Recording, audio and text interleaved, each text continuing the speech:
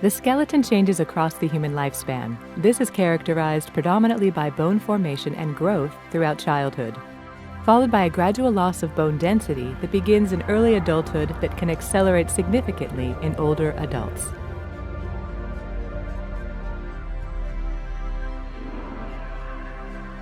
The density of bone is modulated by a group of cells including osteoclasts, which are multinucleated cells that resorb bone, and osteoblasts, which refill the resorption cavities created by osteoclasts.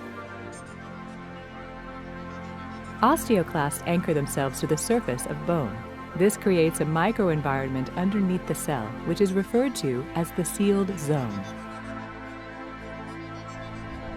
Within this zone, the osteoclasts create an acidic environment that dissolves the bone's mineral content. Once the mineral content of the bone has been dissolved, enzymes released from osteoclasts remove the remaining collagenous bone matrix to complete the process of resorption.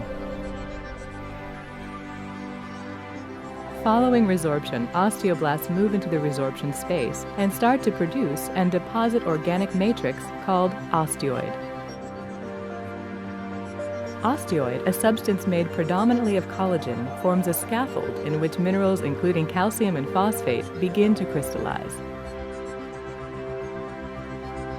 Some active osteoblasts become trapped within the matrix they secrete and thereby become osteocytes. Other osteoblasts will undergo apoptosis or will revert back to lining cells which cover the surface of bone. This cycle of bone resorption and formation is referred to as remodeling. There is also a process where bone formation by osteoblasts occur without prior bone resorption by osteoclasts. This results in an increase in bone mass and is referred to as bone modeling. Bone modeling promotes the growth of bones and is important for maintaining bone strength. Remodeling also plays an important role during bone growth by optimizing the growing structure.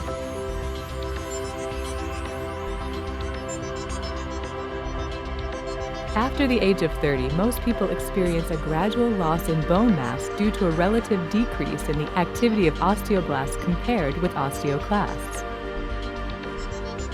However, there are many factors that impact the process of bone remodeling and influence the degree of bone loss we experience as we age. For example, medications such as glucocorticoids, which can promote osteoclast activity and also reduce bone formation.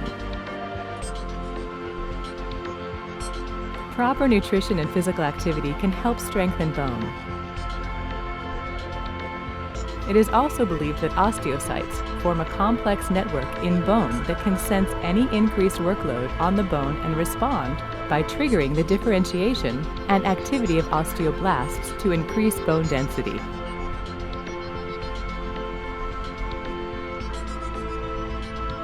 Conversely, when bone experiences reduced loading conditions, such as during long-term bed rest, resorption and remodeling increase to eliminate underloaded bone.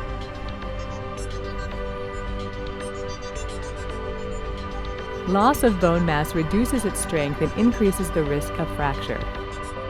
This highlights the importance of staying active, maintaining good nutrition throughout life, and being aware of personal risk factors associated with low bone density.